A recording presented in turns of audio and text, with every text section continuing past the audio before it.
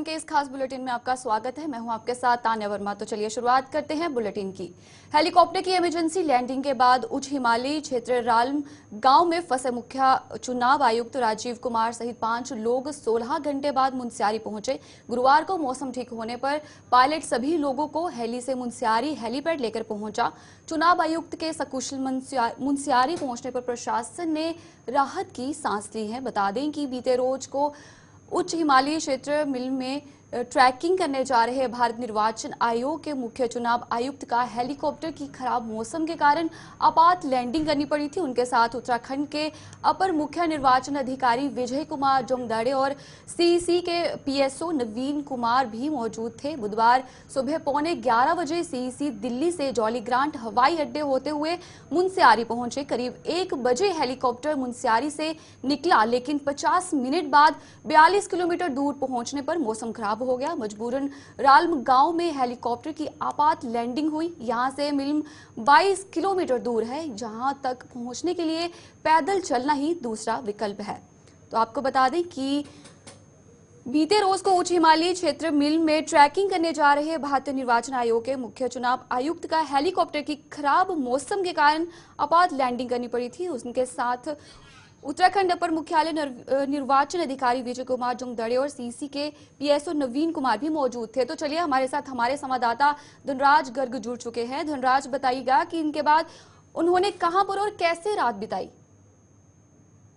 देखिए, जो मुख्य निर्वाचन आयोग के मुख्य आयुक्त हैं वो ट्रैकिंग के लिए निकले थे गुरुवार को, और आप देखिए कि जो इमरजेंसी लैंडिंग करनी पड़ी क्योंकि मौसम खराब इस कदर हुआ कि उनको अचानक जो है इमरजेंसी लैंडिंग जी। करानी पड़ी। और इसके बाद देखिए मुनस्यारी के में वो पहुंचे थे और मुनस्यारी में उनको पहुंचाया गया था और वहां पर उन्होंने रात बिताई है। और इसके साथ ही अब देखिएगा कि कहीं ना कहीं जो आगे का मार्ग है वो पैदल के अलावा और कोई मार्ग उनके सामने नहीं बचता है। यदि आगे की जो ट्रैकिंग है वो करना चाहते हैं तो उसके लिए पैदल ही उनको निकलना होगा, वरना उनके लिए वापसी के अलावा कोई रास्ता नहीं निकलता है। और जी। अब देखिएगा कि कहीं ना कहीं जो निर्वाचन आयोग के जो आयुक्त हैं उनके साथ में 5 लोग और शामिल थे, जिसमें विजय जोगरंडा भी उत्तराखंड के शामिल थे और इसके साथ ही कई और अधिकारी भी उनके साथ शामिल थे। और जी। अब देखिएगा कि अब जो विचार बनाया जा रहा है वो कहीं ना कहीं या तो वापस लौटने का विचार बनाया जाएगा या फिर आगे की जो ट्रैकिंग है वो पैदल ही उनको करनी होगी। ठीक है धनराज, बताइएगा कि उनका आगे का क्या प्रोग्राम जो है वो रहने वाला है? बिल्कुल, देखिए तानिया, अभी जो आगे के प्रोग्राम की यदि मैं बात करूं तो अभी आगे के प्रोग्राम का बिल्कुल जो समय कहा जाए या फिर कहा जाए जो समय सूची है वो अभी जारी नहीं की गई है। और माना यह जा रहा है कि या तो जब मौसम साफ हो जाएगा तो उसके बाद ही वो आगे की लैंड जो ट्रैकिंग है वो कर पाएंगे या फिर पैदल मार्ग उनके लिए सही होगा। जी। लेकिन अभी ये कहना मुश्किल होगा कि क्या वो जो मौसम का इंतजार करेंगे साफ होने का या फिर पैदल ही वो कहीं ना कहीं ट्रैकिंग करेंगे, ये कहना मुश्किल होगा। अभी इसकी जानकारी हासिल नहीं हो पाई है, लेकिन जी। जल्दी इसकी जानकारी भी हासिल हो जाएगी कि वो मौसम साफ होने का इंतजार करेंगे या फिर पैदल मार्ग का इस्तेमाल करेंगे। ठीक है, तमाम जानकारी के लिए धन्यवाद धनराज।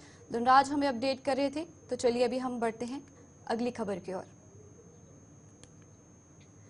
विश्व खाद्य दिवस के अवसर पर राजभवन में कार्यक्रम का आयोजन किया गया, जिसमें राज्यपाल लेफ्टिनेंट जनरल गुरमीत सिंह ने पर्यटन विकास परिषद और धून बेकर्स एसोसिएशन के सिकंदर बेकरी उत्पादों की श्रृंखला का अनावरण किया। इस अवसर पर कैबिनेट मंत्री सतपाल महाराज भी मौजूद रहे।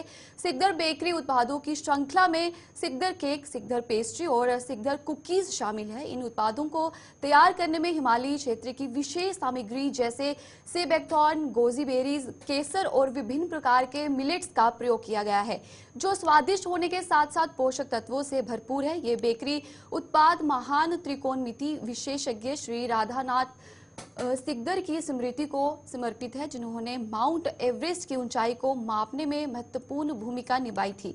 इस अवसर पर राज्यपाल ने उत्तराखंड की खाद्य विशिष्टता को दर्शाते हुए गढ़वाली, कुमाऊनी और जौनसारी पेस्ट्री का अनावरण भी किया। राज्यपाल ने विश्वास जताया कि इन विशेष उत्पादों के माध्यम से उत्तराखंड के स्वाद, संस्कृति और परंपराओं को एक नया आयाम मिलेगा। उन्होंने कहा कि हमारी ये पहल स्थानीय उत्पादों और संस्कृति को बढ़ावा देने के साथ साथ पर्यटन अनुभव को भी समृद्ध करेगी। आज सबसे पहले तो मैं वर्ल्ड फूड डे की शुभकामनाएं और हार्दिक बधाई देना चाहता हूं। और जहाँ तक बात रही फूड की, तो उसके अंदर में देहरादून उत्तराखंड का अपना ही एक अलग स्तर है, अलग नाम है और बहुत बड़ी पहचान है।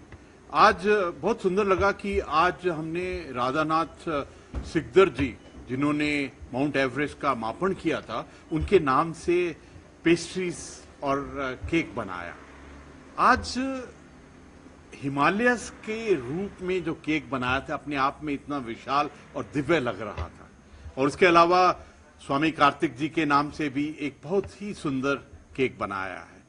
The most touching aspect was कि आज जो पेस्ट्रीज को लॉन्च किया गया है, उसके अंदर में गढ़वाल पेस्ट्रीज, कुमाऊं पेस्ट्रीज और जौनसरी पेस्ट्री को दिखाया गया है, जिसके अंदर में हमारे जो लोकल प्रोडक्ट्स हैं, जैसे बुरांश, हमारे बाल मिठाई और अखरोट जो जौनसर के हैं, उनको भी दिखाया गया है।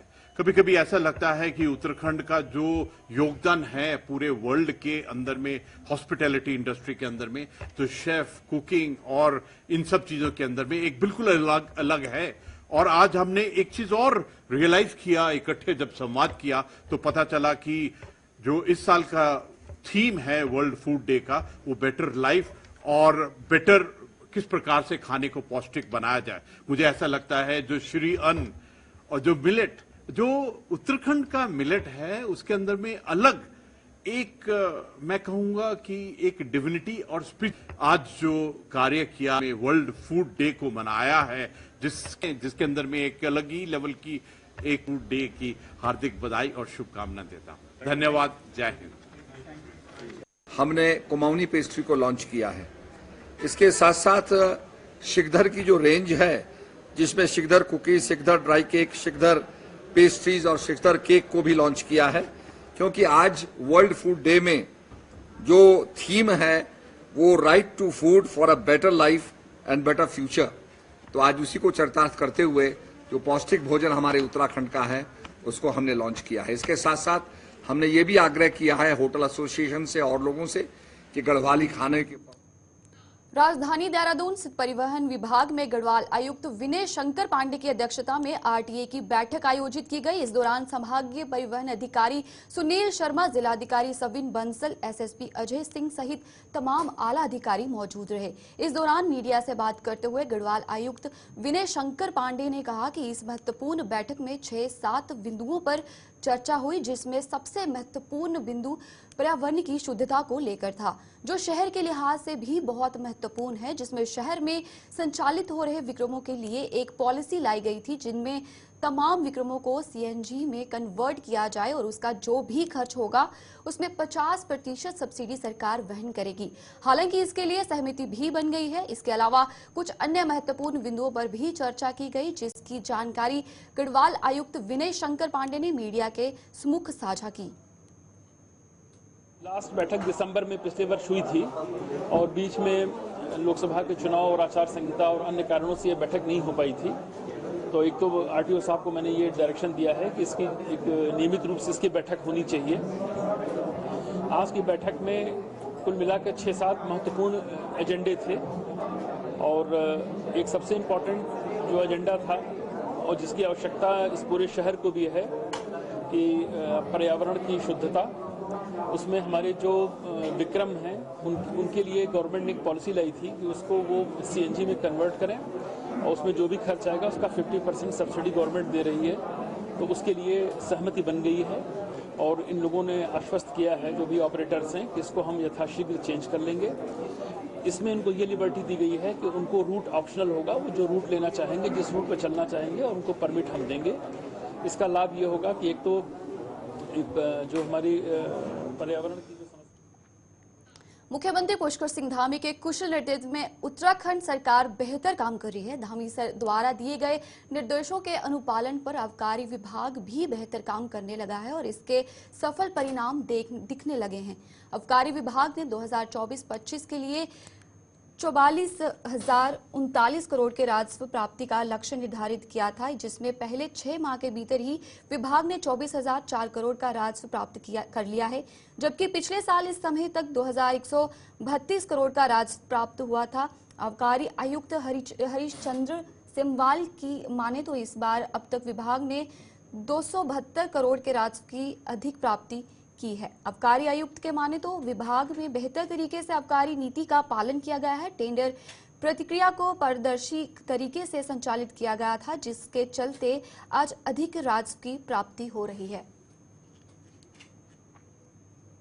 जहाँ तक राज्य में आबकारी विभाग का संदर्भ है, राज्य सरकार के द्वारा जो हमें वार्षिक लक्ष्य इस वित्तीय वर्ष में दिया गया था 4,439 करोड़ का, उसकी प्राप्ति के लिए विभाग के द्वारा अथक प्रयास किए गए हैं और विगत 6 माह की अवधि में उसका 50% से अधिक अचीव कर लिया गया है। उम्मीद है कि हम इसको समय रहते हुए पूरा कर लेंगे। और जहाँ तक आने वाले समय में रेवेन्यू बढ़ाने की बात है आबकारी विभाग के संदर्भ में, तो प्रदेश में जो हमारा लोगों का, उपभोक्ताओं का ट्रेंड है वो एक सैचुरेशन की कगार पर है। तो हमारी विभाग के लिए हित में राज्य को अन्य राज्यों में निर्यात हो इस कारोबार का और विदेशों में भी निर्यात हो, उसकी तरफ विभाग प्रयास कर रहा है और हमें इस बार सफलता भी मिली है। अन्य राज्यों में हमारे यहाँ से मदिरा का निर्यात हुआ है और कुछ ब्रांड जो हैं हमारे इटली और अमेरिका तक गए हैं। तो इस तरीके के इनिशिएटिव लिए जा रहे हैं ताकि अंतर्राष्ट्रीय स्तर पे और अंतर्राज्यीय स्तर पे हमारे माल। मॉनसून के बाद डेंगू का प्रकोप बीते वर्ष की तुलना में काफी कम है, लेकिन अस्पतालों ने अपनी तैयारी रखी हुई है। इसी क्रम में जिला अस्पताल कोरोनेशन के मुख्य चिकित्सा अधीक्षक डॉक्टर वीएस चौहान ने बताया कि जिला अस्पताल होने के कारण डेंगू को लेकर हमारी पूरी तैयारी है, जिसको लेकर अस्पताल में 10 बेड रखे गए हैं। हालांकि इस बार मरीजों की संख्या काफी कम है। वर्तमान में 2 मरीजों का इलाज अस्पताल में चल रहा है। बहुत कम है इस बार, कोई हफ्ते 10 दिन में एक पेशेंट आ जाता है, 15 दिन में एक पेशेंट आ जाता है। तो हमने यहाँ डेंगू वार्ड अलग बना रखा है, जिसमें मच्छरदानी लगी हुई है। 10 बेड का फिलहाल हमने रखा हुआ है, उसमें 1 या 2 पेशेंट रहते हैं। आज भी 2 पेशेंट भर्ती हैं डेंगू के। इस बार डेंगू का एपिडेमिक नहीं है, चिटपुट है ये हर जगह पूरे उसमें देहरादून में। कोई घबराने वाली बात नहीं है। इससे पहले एक बार एपिडेमिक आया था, ऐसी अवस्था आने के चांसेस नहीं है।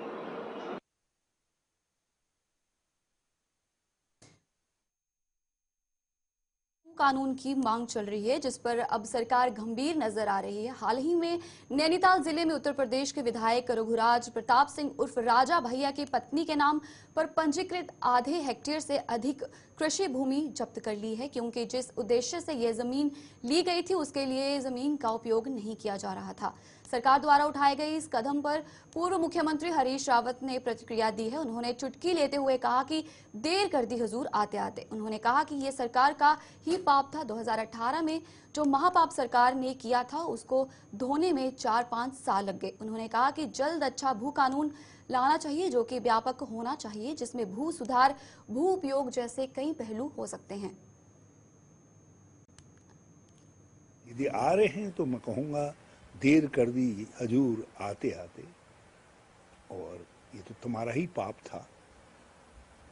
2018 में जो महापाप तुम्हारी सरकार ने किया था उसको धोने में आपको 4-5 साल लग गए, और अभी जितना विलम्ब करोगे उतना वो पाप आपके सर पर भी चढ़ता जाएगा। इसलिए जल्दी धो उस पाप को, जल्दी एक अच्छा भू कानून लाओ, और वो भू कानून व्यापक होना चाहिए। ऐसा नहीं है कि केवल जमीनों की खरीद से ही संबंध है, उसका संबंध भू सुधार से और दूसरी चीजों से भी, भू उपयोग से, उसके अलग अलग जो पहलू हैं सबके लिए होना चाहिए।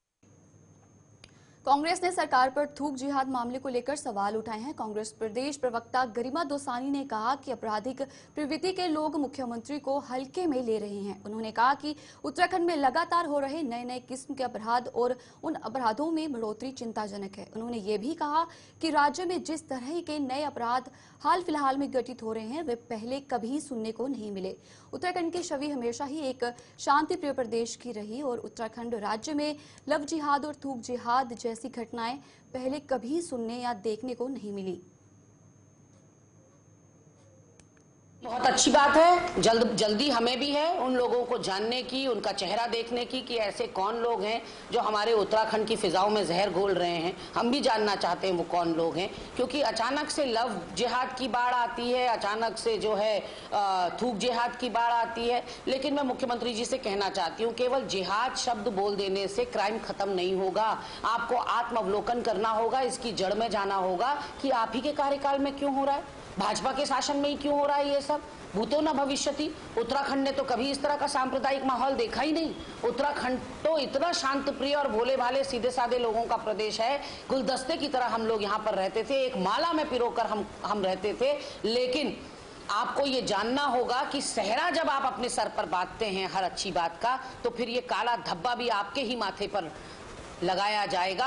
जब भी इतिहासकार इतिहास लिखेंगे उत्तराखंड का, तो आपके कार्यकाल को एक काले अध्याय के रूप में लिखेंगे, क्योंकि आप प्रणेता हैं। आपको इतना हल्के में यहाँ के अपराधियों ने ले रखा है, आपको फॉर ग्रांटेड समझ रखा है लोगों ने। आपकी जो घोषणाएं हैं, आपके जो भाषण हैं, वो गीदड़ भभकियों की तरह लगते हैं लोगों को, इसलिए क्योंकि आप अपराधियों को बचाने का भी काम करते हैं। आप गणेश जोशी के लिए जब दोहरे मापदंड रखेंगे, एक तरफ कहेंगे भ्रष्टाचारियों को बख्शा नहीं जाएगा, दूसरी तरफ गणेश जोशी के लिए विजिलेंस विभाग को हरी झंडी नहीं देंगे, दूसरी तरफ आप कहेंगे 15 दिन में सड़कों को चकाचक कर दिया जाएगा, कोई अधिकारी आपको सीरियसली नहीं ले रहा है, तो ऐसे में ये थूक जिहाद वाले मामले पर आप खरे उतरेंगे। ऐसी मेरी अपेक्षा है कि आप भी जल्दी से जल्द उन लोगों को चिन्हित करेंगे। और क्राइम हो रहे हैं वो सबको दिख रहा है, लेकिन क्राइम क्यों हो रहे हैं इसकी जड़ पर तो आप ही को जाना पड़ेगा। और इसमें राजनीतिक रोटियां सेकने जैसा कुछ नहीं है। ये लॉ एंड ऑर्डर का मामला है, और लॉ एंड ऑर्डर आपका पूरी तरह से पटरी से उतर चुका है। आज वो वेंटिलेटर पे। प्रदेश की राजधानी देहरादून से मात्र 30 किलोमीटर दूरी पर स्थित नरेंद्र नगर विधानसभा के दुरुस्त गांव कोडारना में बायोमेडिकल वेस्ट ट्रीटमेंट प्लांट स्थापित किया गया है। बता दें कि इस प्लांट का विरोध स्थानीय ग्रामीण लगातार लंबे समय से करते आ रहे हैं। जहां बीते रोज महिला कांग्रेस जिला अध्यक्ष अंशुल त्यागी ने डोईवाला में प्रेस वार्ता कर इस प्लांट पर सवालिया निशान खड़े किए, तो वहीं ग्रामीणों के साथ महिला कांग्रेस जिला अध्यक्ष अंशुल त्यागी न्यू प्लांट के गेट के बाहर धरना प्रदर्शन करते हुए कहा कि इस प्लांट के यहां स्थापित होने से पहाड़ों की आबो हवा पर प्रतिकूल प्रभाव पड़ रहा है। एक तरफ सरकार पर्यावरण संरक्षण की बड़ी बड़ी बातें कर रही है, तो वहीं दूसरी ओर पहाड़ों की खूबसूरत वादियों को दूषित करने का काम कर रही है।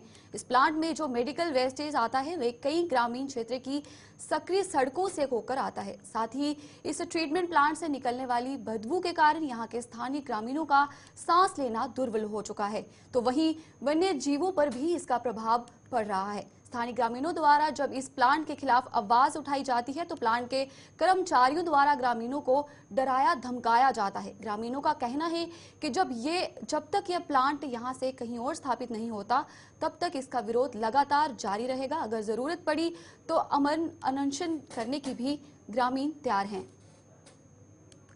हमें ना तो किसी से दिक्कत है, किसी इंसान से दिक्कत नहीं है कि जिन्होंने ये लगवाया है। हमें है दिक्कत इस प्लांट से। जब कल परसों रात हम शाम अपने घर में खाना बना रहे थे, तो किसी ने बोला कि मेरा गैस चूल्हा जल गया, किसी ने बोला मेरा फ्रिज जल गया, किसी ने कुछ, क्योंकि पूरी इतनी दुर्गंध गांव-गांव घर-घर में आई चूल्हों में कि हमें सांस लेना मुश्किल हो गया। क्योंकि ये आपसे वैसी लड़ाई तो है नहीं, ये तो वैसे सिर्फ प्लांट की लड़ाई है ना। अब इतने लोग, खुद तो लोग नीचे निकल गए, जो हम लोग गांव में हैं, हमें भी तो अपना जीवन देखना है, बच्चे देखने हैं, पशु देखने हैं। हम लोग जब शाम को बाहर बैठते हैं 9-10 बजे के बाद, तो सीधा 2 बजे तक मतलब इतनी दुर्गंध, इतनी बदबू आती है कि हम लोग सांस नहीं ले पाते हैं। चाहते हैं कि प्लांट हट जाए और इससे बहुत दिक्कत हो रही है लोगों को। अगर हम ऐसे ही आंदोलन करेंगे। कितना नुकसान ये इससे जो आजकल प्रेग्नेंट औरतें हैं उनको उल्टियाँ हुई बीच में, जब ये इतना ज्यादा फैल गया था तो इससे बहुत दिक्कत हो रही है, इसलिए हटना चाहिए। सर हमें इससे बहुत परेशानियां उठानी पड़ रही है सर। और आज तो क्या है, आने वाले समय में जो हमारी आने वाली जनरेशन है उसके लिए हम क्या छोड़ के जाएंगे। अगर ऐसे प्लांट यहाँ लगेंगे तो हम अपने आने वाली पीढ़ी को क्या दे पाएंगे। हमें पर्सनल किसी से कोई दुश्मनी नहीं है, लेकिन ये प्लांट यहाँ से हटना चाहिए। और हम आज भी बोल रहे हैं, कल भी बोला था और आगे भी बोलते रहेंगे इसके बारे में।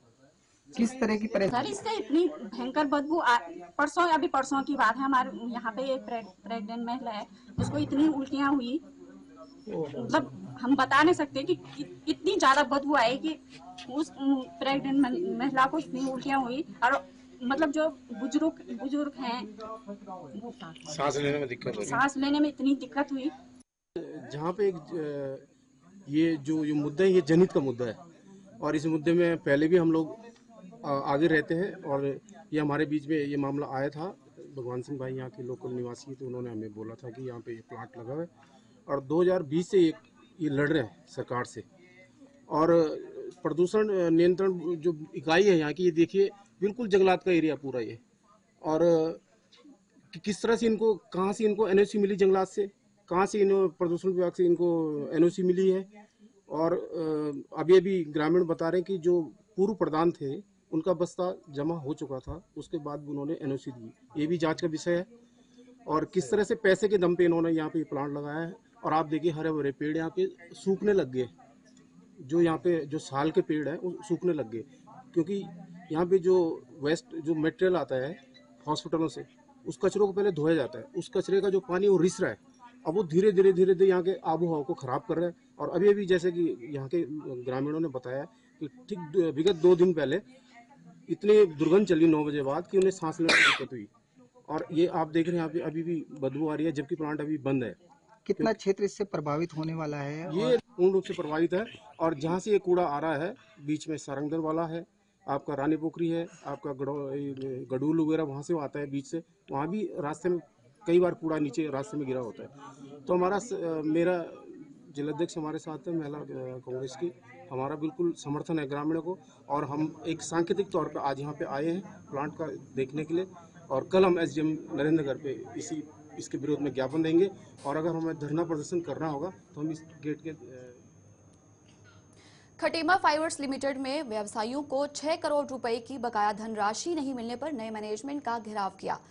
दरअसल खटीमा फाइबर्स प्राइवेट लिमिटेड में नए मैनेजमेंट के द्वारा काम करना शुरू कर दिया गया है। वहीं पुराने व्यवसायी जो खटीमा फाइबर को गत्ता, भूसी, कबाड़ आदि फैक्ट्री को उपलब्ध कराते थे, लगभग 12 व्यवसायी के लगभग 6 करोड़ रुपए की धनराशि खटीमा फाइबर्स में बकाया होने पर खटीमा फाइबर्स द्वारा मात्र 1% धनराशि दिए जाने की बात पर व्यवसायी आक्रोशित हुए और नई मैनेजमेंट का घेराव कर उनकी पूरी रकम 6 करोड़ रुपए देने की बात की। वहीं खटीमा विधायक भुवन कापड़ी ने भी व्यवसायियों के पक्ष में नए मैनेजमेंट के सामने बात रखी, जिस पर महावीर प्रसाद अग्रवाल कमर्शियल एडवाइजर का कहना है कि व्यवसायियों का केस कोर्ट में विचाराधीन है, इस पर उनका यहां पर कोई लीगल प्रोसेस नहीं बनता।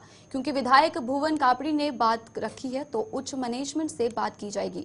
वही विधायक भुवन कापड़ी का कहना है कि फैक्ट्री के प्रबंधन द्वारा 15 दिन का समय दिया गया है। यदि 15 दिन के अंदर व्यवसायियों को उनका धन नहीं मिलता तो उस पर आगे आंदोलन के लिए बाध्य होंगे। वही व्यवसायी धन नहीं मिलने पर तालाबंदी करने तक की भी बात कह रही हैं।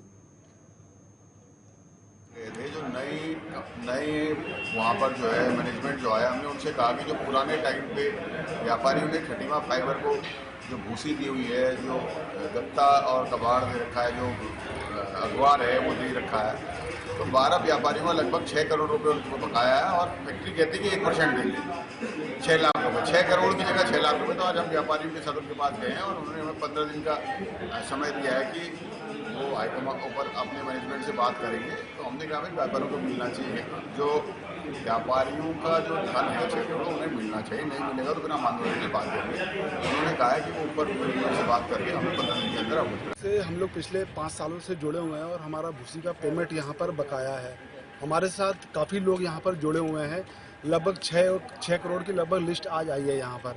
और हम लोग सिर्फ एक मार्जिन मनी लेकर हम काम करते हैं और फैक्ट्री को पूरी आपूर्ति करी, सप्लाई करी। और लास्ट ईयर इन्होंने हम लोगों से एक स्टेटमेंट लिया है कि फैक्ट्री में तुम्हारा क्या बैलेंस है, और कंपनी बैंक से और दूसरा सरकार से हमें मिलवाया गया कि हाँ इतना पैसा हमने देना है। और लास्ट 13 अक्टूबर की बात थी, आज पूरे 1 साल बाद हम बैठे हैं और पिछले महीने इनका एक मेल आता है कि आपको हम 1% पैसा ही दे पाएंगे जितने भी कॉन्ट्रैक्टर हैं। तो उस बात को लेकर हम लोगों को काफ़ी रोष था, हम लोगों ने काफ़ी दौड़ भाग करी, हम लोग हाईकोर्ट वगैरह गए तो मामला वहाँ से निकल करके NCLT कोर्ट पे चले गया था। अब कोर्ट में चले गया तो मामला कोर्ट का है, तो हम लोगों ने इस फैक्ट्री को आज हम इसलिए इकट्ठे हुए हैं माननीय विधायक जी के साथ में। तो चलिए उत्तराखंड के इस खास बुलेटिन में इतना ही। मुझे दीजिए इजाजत, नमस्कार।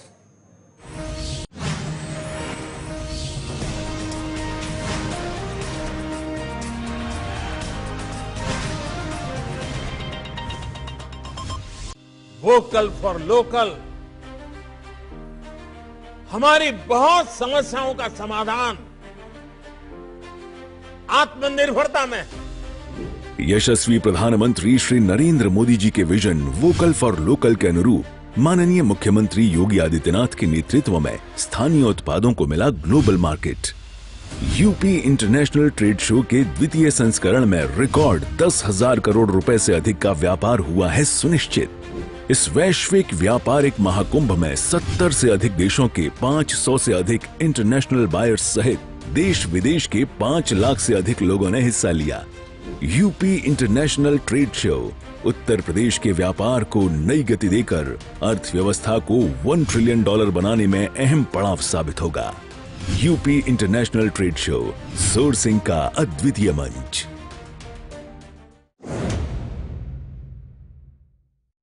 चुलबुलापन जिसकी हर बात में भूल जाए, मेरी जैसी मेरी अपनी पताका। पताका चाय गजब का स्वाद। This program is sponsored by Ultratech, India's #1 cement. Madhusudan 100% desi ghee, purity tested by gas chromatography. Madhusudan dahi, UHT milk and charge.